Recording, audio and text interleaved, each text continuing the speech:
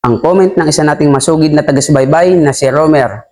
Ang silver ko, habang tumatagal, nagkukulay dilaw siya.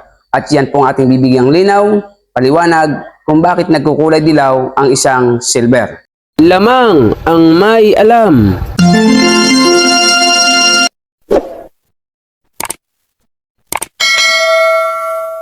Ginto pilak ang ibabaw ko, pag pilates lang ginto eksperto ko.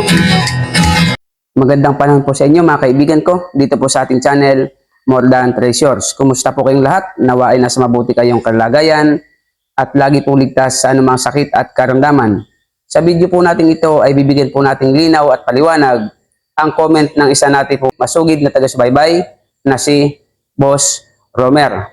Ngunit bago po yun, shoutout po kay King Hunter na masugid nating taga-subaybay. Shoutout sa iyo, Idol King Hunter.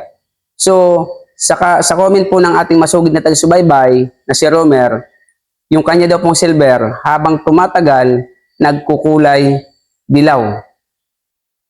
Gusto ko pong malaman nyo mga ka-More Than Treasures, ang original po na kulay ng silver kapag tumatagal, yan po ay nagkukulay itim.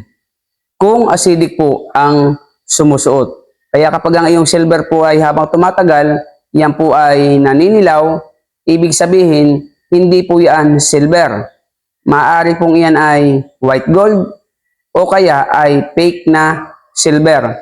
Tansong dilaw na itinubog lamang o binalot ng silver. Titingnan niyo po yung tatak ng iyong alahas, kwintas, singsing. Yung kwintas po nasa lakyan.